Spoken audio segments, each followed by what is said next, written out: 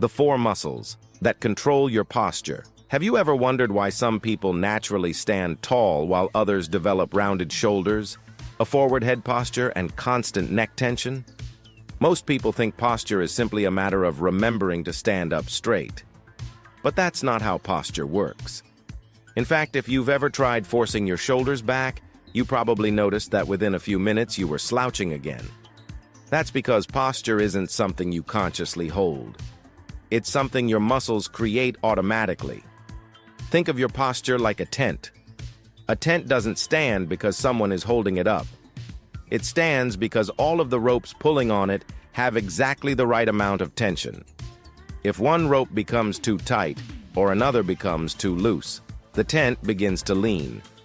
Your body works exactly the same way. The position of your shoulders is controlled by your shoulder blades, what we call the scapulae. These shoulder blades are constantly moving every time you reach, lift, push, pull, or even breathe. And there are four muscles that have an enormous influence over where those shoulder blades sit. When these four muscles work together, your posture almost takes care of itself. Your shoulders naturally stay where they belong. Your chest remains open. Your neck stays relaxed.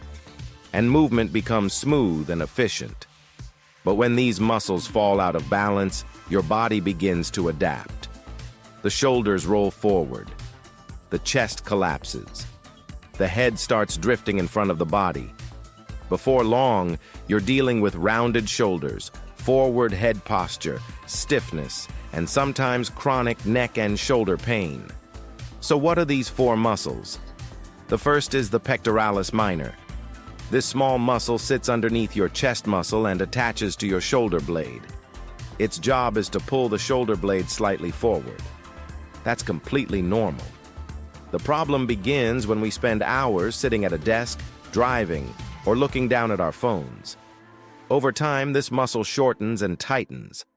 As it does, it begins pulling the shoulders farther and farther forward. The second muscle is the rhomboids.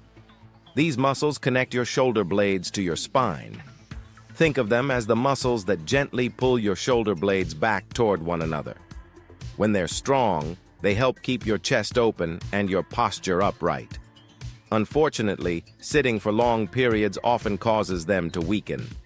Now the tight chest muscles are winning the tug of war. The shoulders gradually round forward. The third muscle is one of my favorites because almost nobody talks about it. It's called the Serratus Anterior. This remarkable muscle wraps around the side of your rib cage and attaches to the front of the shoulder blade. I often call it the body's natural seatbelt for the shoulder blade. Its job is to hold the scapula firmly against the rib cage while allowing it to glide smoothly during movement. When it's weak, the shoulder blade begins losing stability.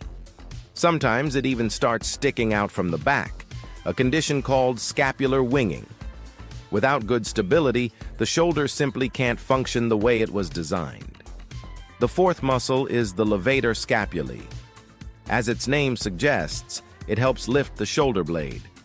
It also plays an important role in stabilizing your neck. When your head begins drifting forward because of poor posture, this muscle has to work overtime. That's why so many people feel tightness or aching right along the upper inside corner of the shoulder blade. It's not always the muscle causing the problem. Many times it's simply trying to compensate for muscles that aren't doing their jobs. Now here's the important part. None of these muscles work alone. They're like members of the same orchestra. When every instrument is playing together, you hear beautiful music. But if one instrument is too loud or another stops playing, the entire performance suffers. The same thing happens with your posture. A tight pectoralis minor, weak rhomboids, an underactive serratus anterior, or an overworked levator scapulae can completely change the position of your shoulder blades. And once the shoulder blades move, everything above them begins to compensate. The neck, the shoulders, the upper back, even the way you breathe. The good news is that muscles respond incredibly well to exercise. When we stretch the muscles that have become tight, strengthen the muscles that have become weak, and retrain the shoulder blades to move properly.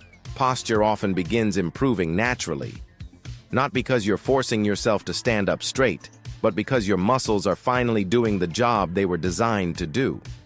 Over the next few videos, we're going to take a closer look at each one of these muscles. I'll show you exactly what they do, why they become weak or tight, and most importantly, the best exercises to restore balance so you can stand taller, move better, and reduce unnecessary stress on your neck and shoulders.